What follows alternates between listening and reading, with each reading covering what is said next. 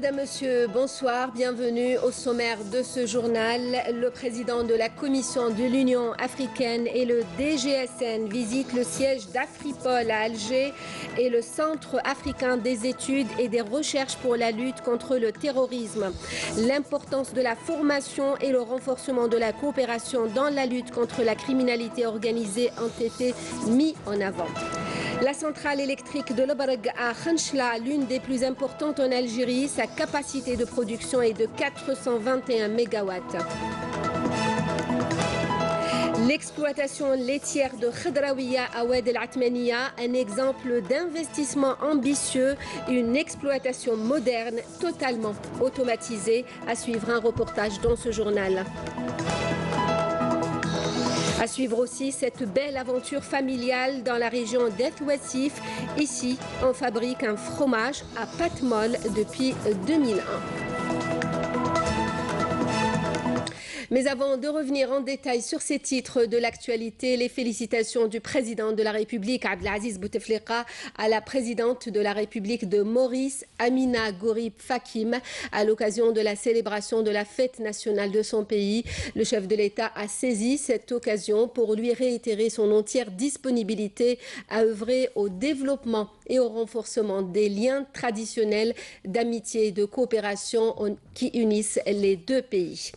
Le président de la République, Abdelaziz Bouteflika, qui a également félicité pour la même occasion le Premier ministre mauricien Pravind Kumar Jugnauth. Le Premier ministre Ahmadou Yahya a reçu aujourd'hui le président de la Commission de l'Union africaine, Moussa Faki Mahamat. L'audience s'est déroulée en présence notamment du ministre des Affaires étrangères, Abdelkader Msahel, le responsable africain actuellement en visite de 3 jours en Algérie, une visite qui intervient à la veille du sommet extraordinaire de l'organisation panafricaine prévu à Kigali, au Rwanda. Le président de la Commission de l'Union africaine, Moussa Faki Mahamat, accompagné du directeur général de la Sûreté nationale et président d'Afripol, le général-major Abdelghani Hamel, a visité le siège d'Afripol où se déroule depuis hier la première session de formation des chefs des bureaux de liaison nationale d'Afripol. Ils ont également visité la Commission africaine de l'énergie et le Centre africain des études et des recherches pour la lutte contre le terrorisme. Nejma Harj. Une visite qui s'inscrit dans le cadre de la mise en œuvre d'un système de coopération policière à l'échelle africaine. Accompagné par le général El Hamel, Moussa Faki Mahamat, le président de la Commission de l'Union africaine, s'est rendu au siège de l'Afripol où il a insisté sur la nécessité de coordonner avec tous les pays membres de ce mécanisme et de multiplier les échanges en matière de lutte contre toute forme de criminalité.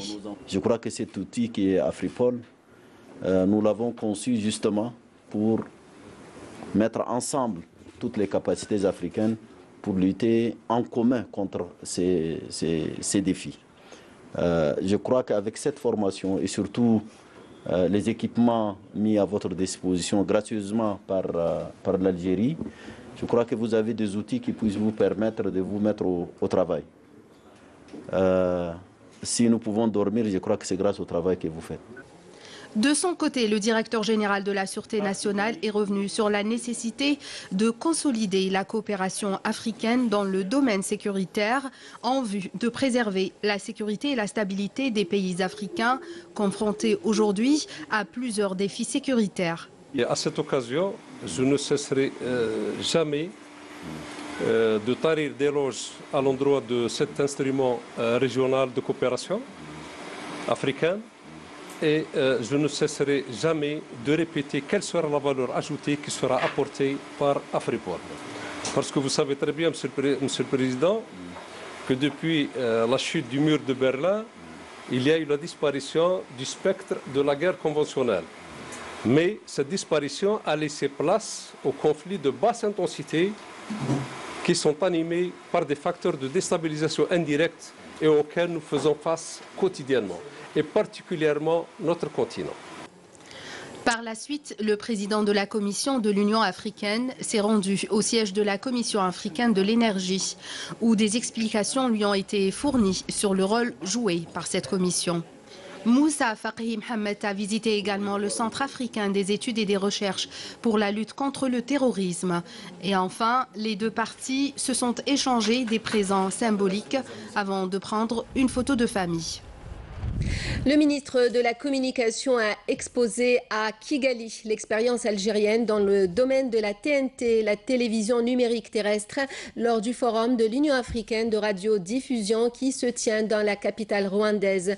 Pour Jamel Kawan, qui est accompagné des directeurs généraux de l'EPTV et de l'ENRS, ce forum constitue un événement unique qui a vocation de rassembler la communauté africaine de l'audiovisuel autour d'un sujet qui est d'une lancinante actualité, à savoir la migration vers la TNT.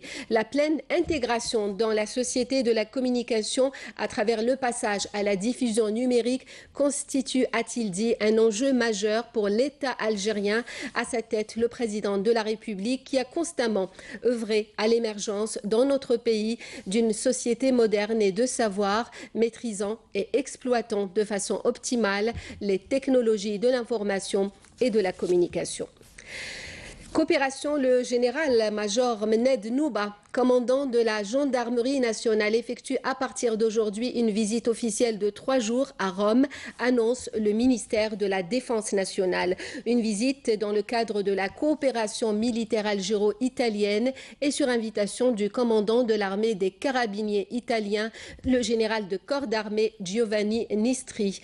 Cette visite sera couronnée par la signature d'un protocole de coopération en matière de partage d'expérience et d'expertise entre les deux structures, précise le MDN.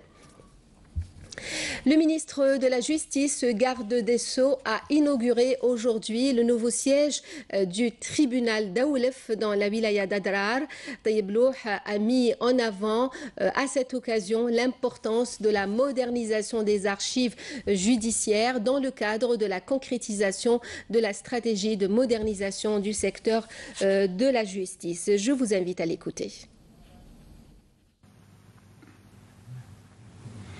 إن التاريخ المجيد الذي يزخر به جنوبنا الكبير جعل فخامة رئيس الجمهورية. Son Excellence, Monsieur le Président de la République Abdelaziz Bouteflika, et depuis son élection, accorde un intérêt particulier à l'histoire millénaire de notre Grand Sud, dont on peut s'enorgueillir aujourd'hui.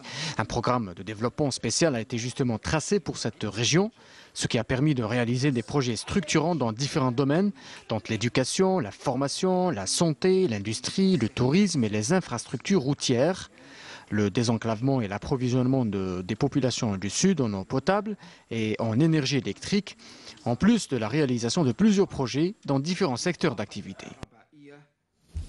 Au Palais des Expositions des Pins Maritimes, le ministre des Ressources en eau, Hossein Nessib, a rappelé les grands pas franchis par l'Algérie dans le domaine des ressources en eau, à travers notamment les grands transferts d'eau et la diversification des sources, mais aussi le traitement des eaux. C'était lors de l'inauguration du 14e Salon international des équipements, des technologies et des services de l'eau, une édition qui voit la participation de plus de 150 exposants de 12 pays.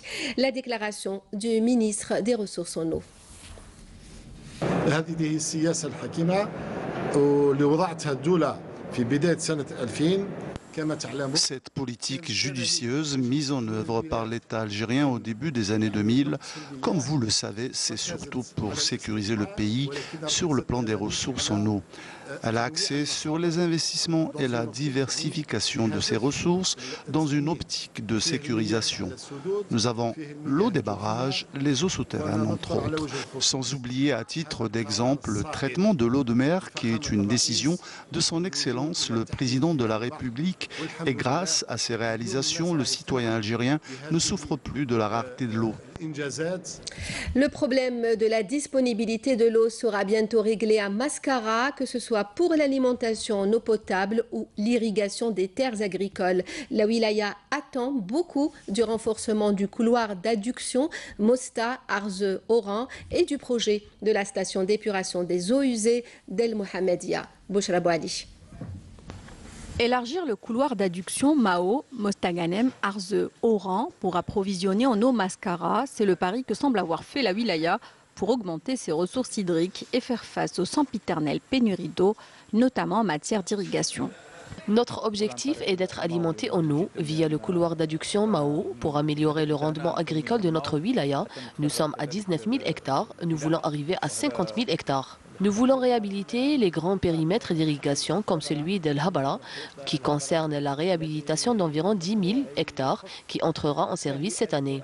La station d'épuration des eaux usées d'Al Mohammedia entrera bientôt en service à son tour. Elle permettra ainsi d'irriguer les terres agricoles. Un impact du point de vue environnement en premier lieu.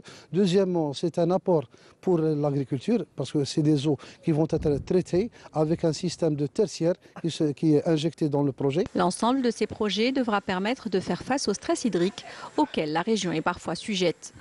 En tant qu'agriculteur, on souhaiterait travailler plus de terre, mais on est parfois confronté au manque d'eau lié au problème de la vase au niveau du barrage Fergouk. Lorsqu'il y a de l'eau, on travaille, sinon on chôme. On avait de l'eau une fois tous les 15 jours. Aujourd'hui, c'est 24 heures sur 24. L'élargissement des périmètres d'irrigation à Mascara, notamment à Al Habra, reste donc tributaire de ces nouveaux projets ainsi que du dévasement du barrage Fergouk. D'une capacité de production de plus de 420 MW, la centrale électrique de Labrag au sud de Khenchla est l'une des plus importantes en Algérie. Toute la production de cette centrale, qui se compose de 3 génératrices, est ajoutée au réseau de distribution nationale. Adel Halimi Aïch. Au sud de la wilaya de Khenchla se trouve la centrale électrique de Labrag. Elle représente l'un des plus importants investissements du secteur de l'énergie au niveau national, avec une production annuelle qui dépasse les 400 MW. Sa capacité de production est de 420 MW. Cette station est située dans la commune de Babar. La mise en service de ces 2 turbines s'est faite en 2014 et la troisième en 2015. Le coût total de la centrale est de 2800 milliards de centimes. Cette nouvelle centrale au gaz naturel est actuellement exploitée à 100% et dispose d'équipements modernes pour la production d'électricité. La centrale se compose de 3 génératrices de production électrique de fabrication italienne. Chacune a une capacité de 140 MW. Toute la production s'ajoute au réseau de distribution nationale. On exploite et on gère, on contrôle les équipements de toute la centrale qui se trouve là au niveau de la centrale Talbrag. Bien sûr, on travaille مع le dispatching national اللي هو الموزع الرئيسي للشبكة الكهربائية الجزائرية. على حساب لا دوموند نتاع لو dispatching national هنايا on démarre et on arrête les groupes نتاعنا هنا تاع la centrale. La centrale électrique de Labrag constitue un investissement capital pour la wilaya de Khenchla et offre au réseau national de distribution électrique une capacité de production non négligeable. On reste avec le développement des régions. À Batna, le GEAT, un méga projet de coopération algéro-américaine, produit des turbines à gaz et à vapeur notamment. Il fait partie de nombreux projets industriels lancés dans cette wilaya. Menel Boutouaba. Le complexe GEAT de fabrication de turbines, fruit d'un partenariat algéro-américain, a atteint un taux d'avancement de 20%. Il compte parmi les 24 projets lancés dans la zone de Ain el-Yagout de Batna. Ce projet est une preuve de l'engagement de l'entreprise Sonalgaz et de la Société General Electric à promouvoir le secteur industriel et la production nationale. Ce complexe va permettre dans un premier temps de créer 300 postes d'emploi. Les 8 zones d'activité et 4 autres industriels créés ont permis la concrétisation de plusieurs projets porteurs et d'attirer plusieurs autres investissements. Nous sommes porteurs d'un projet de recyclage de plastique. Il sera lancé au courant du mois de mars ou avril de cette année. J'ai bénéficié d'un terrain et j'ai construit cette usine d'une superficie de 2000 m². Plusieurs demandes ont été déposées et sont actuellement étudiées au niveau de la wilaya. Près de 200 dossiers ont été déposés, certains sont en phase d'étude et d'autres qui vont passer en commission. Le message que je veux faire passer est que la wilaya de Batna ouvre ses portes aux investisseurs. Tous les porteurs de projets sont les bienvenus et trouveront toutes les facilitations souhaitées.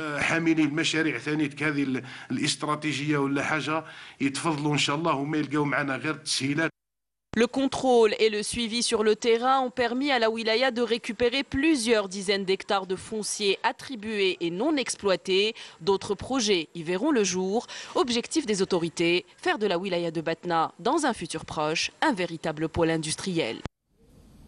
La région de Mila représente un bassin laitier prometteur avec une production d'environ 125 millions de litres par an. Un domaine qui semble d'ailleurs en plein essor. Gros plan ce soir sur une exploitation privée à Khadaraouia, une exploitation moderne totalement automatisée. C'est un reportage de Saïda Mayoufin. Le complexe Boussouf de vaches laitières à Khadaraouia dans la commune de Oued El Atmania à Mila demeure un bel exemple d'une exploitation privée de 1500 hectares dotée des techniques les plus modernes. Ayant débuté avec 500 vaches laitières importées d'Europe, l'objectif tracé table sur 1500 vaches. Pour le moment, on est en train d'importer des modules de 120-140, vu que c'est des vaches, c'est des génisses gestantes. Donc pour maîtriser les vélages, le suivi et tout qui s'ensuit. Actuellement, on est presque à 500 génisses et on compte d'ici maximum août arriver à 800 têtes. Pour qu'en 2019, on va atteindre l'objectif de 1500 génisses. Moi, personnellement, mon objectif, il n'y a pas que le lait, c'est de créer une grande pépinière en Algérie. La production laitière de la wilaya varie annuellement entre 125 millions jusqu'à 131 millions de litres. Cette quantité est destinée au niveau des 4 literies existantes au niveau de la wilaya. En plus, 9 literies existantes au niveau de cette wilaya à l'est du pays. De 30 litres allant jusqu'à 40 litres de lait par jour, tout le système est automatisé et la traite se fait dans le strict respect des normes requises. Ça, c'est une salle de traite moderne qui traite jusqu'à 60 vaches chaque 15 minutes, où tout est automatique, dès le début jusqu'à la fin. Chaque vache est dotée d'un podomètre pour nous donner la quantité exacte du lait journalière.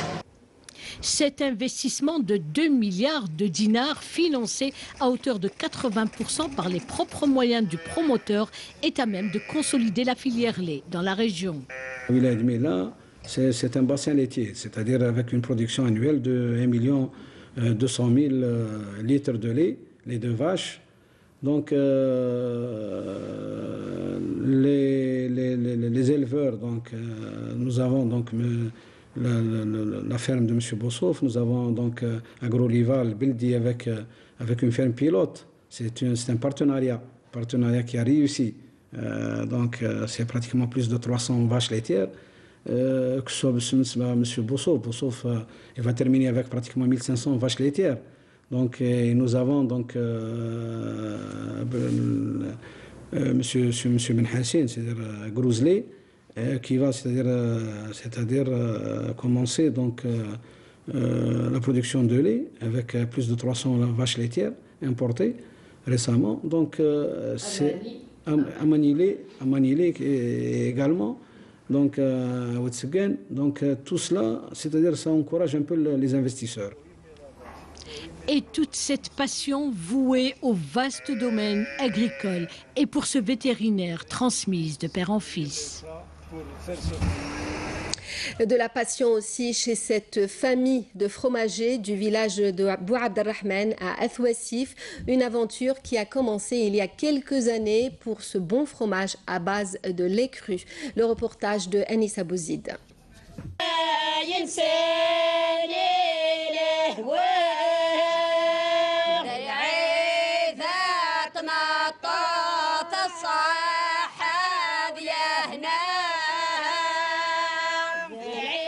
sommes à Bou Abdelrahman, dans la commune de Ait Wassif, de la wilaya de Tizi Ouzou, où la famille Abdelmalek s'est lancée en 2001 dans la fabrication artisanale du fromage au lait cru de vache.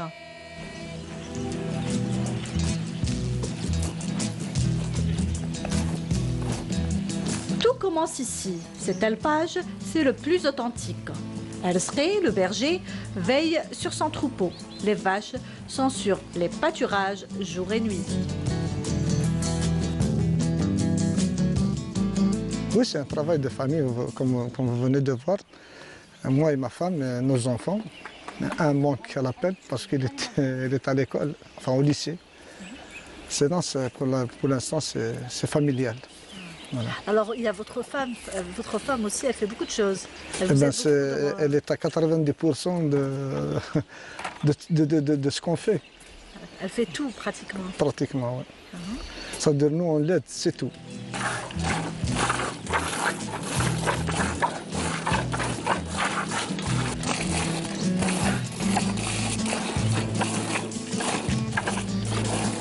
La traite des vaches se fait en famille.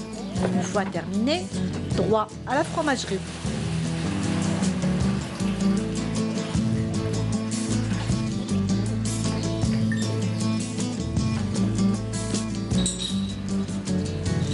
Fahima, la femme du berger, met son équipement et entame la fabrication du fromage. Aujourd'hui, elle est aidée par ses cousines Nassera et Algia.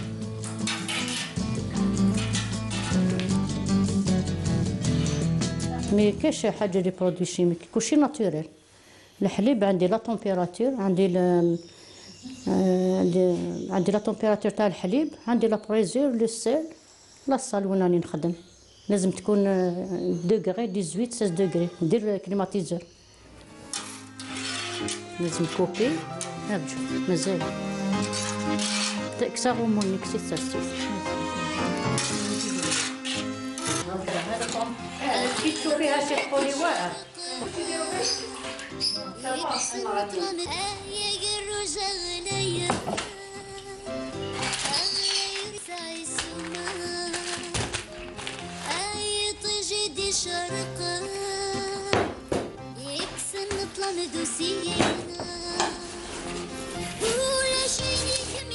En collaboration avec une association ADPAL de Beniani, on a fait une formation. Alors, la première formation, c'était en 2005.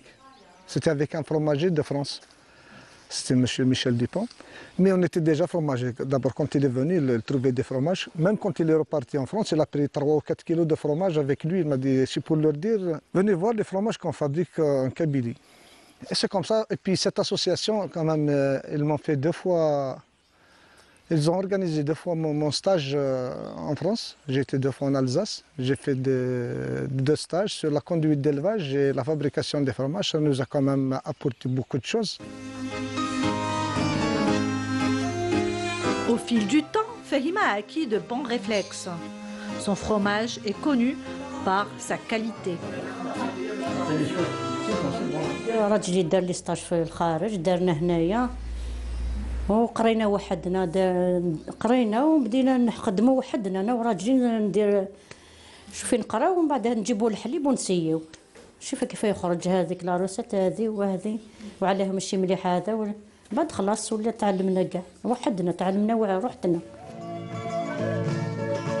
Femme courageuse et ambitieuse, Fahima a développé une grande variété de produits qui sont ensuite distribués dans les commerces et dépassent même les frontières.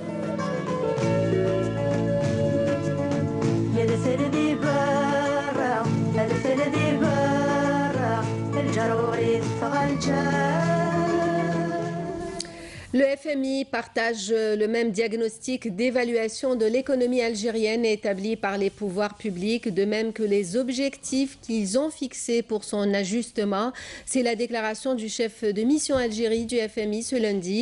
Jean-François Dauphin s'est exprimé lors d'une conférence de presse au terme de sa visite en Algérie à la tête d'une délégation d'experts. Nakhla Al-Arbi. Le chef de la délégation du Fonds monétaire international a indiqué aujourd'hui que l'économie algérienne est en mesure de surmonter la crise et que l'Algérie a une fenêtre d'opportunité pour concilier ajustement économique et croissance. Ajoutant que si le FMI partage le même diagnostic d'évaluation de l'économie algérienne établi par les pouvoirs publics ainsi que les objectifs qu'ils ont fixés pour son ajustement et sa transformation, les mesures mises en œuvre à court terme sont risquées et pourraient entraver la réalisation des objectifs visant à stabiliser l'économie. Aujourd'hui, l'Algérie reste confrontée à des défis importants posés par la baisse des prix du pétrole il y a 4 ans.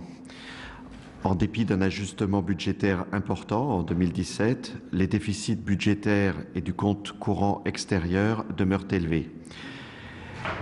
Si les réserves restent abondantes, elles ont diminué de 17 milliards de dollars pour atteindre 96 milliards de dollars hors DTS. L'activité économique a ralenti, bien que la croissance hors secteur hydrocarbures soit restée stable.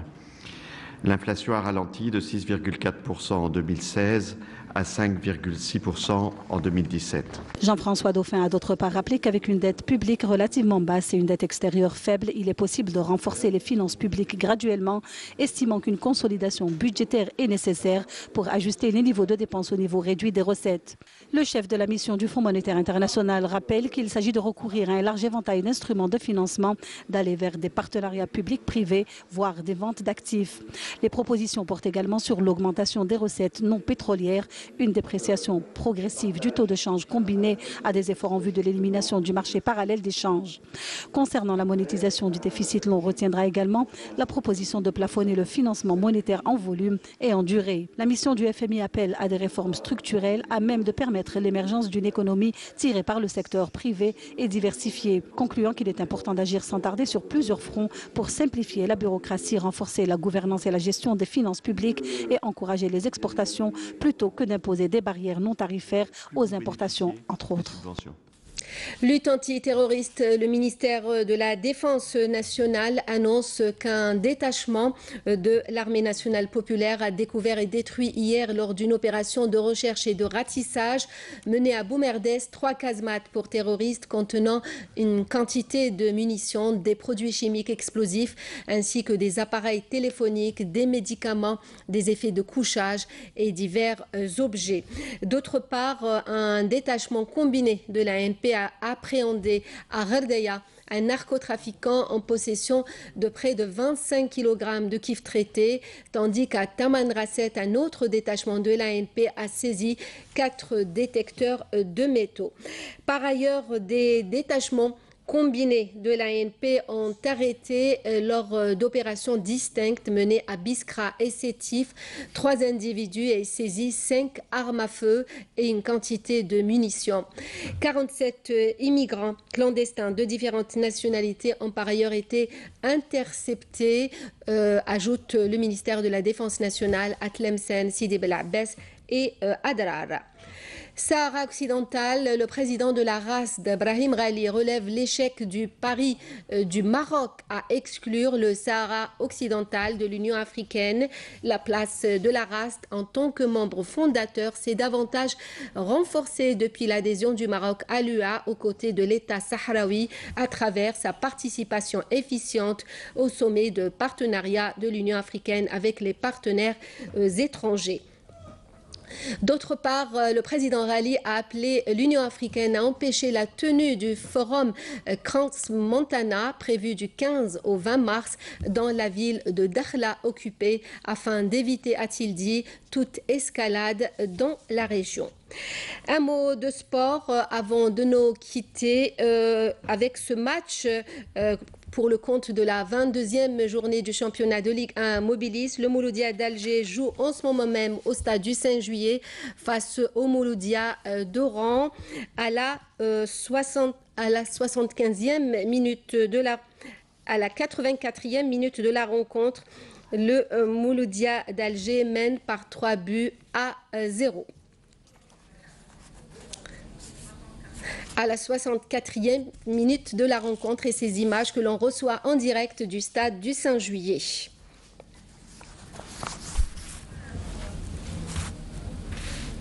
C'est la fin de ce journal, le rappel des principaux titres. Le président de la Commission de l'Union africaine et le directeur général de la Sûreté nationale visitent le siège d'Afripol à Alger et le Centre africain des études et des recherches pour la lutte contre le terrorisme. L'importance de la formation et le renforcement de la coopération dans la lutte contre la criminalité organisée ont été mis en avant. La centrale électrique de l'Barg à Khanchla, l'une des plus importantes en Algérie, sa capacité de production est de 421 mégawatts. L'exploitation laitière de Khadraouia à Oued el-Atmaniya, un exemple d'investissement ambitieux, une exploitation moderne totalement automatisée.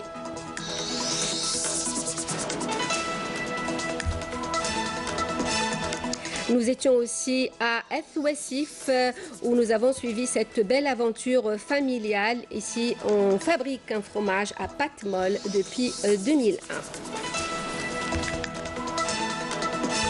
Merci à vous de nous avoir suivis. L'information continue sur les www.entv.dz, la page Facebook et YouTube de Canal Algérie. Après le journal de 20h, question d'actu, Nazim Aziri abordera ce soir avec ses invités le développement des collectivités locales. Très bonne soirée, merci, à demain.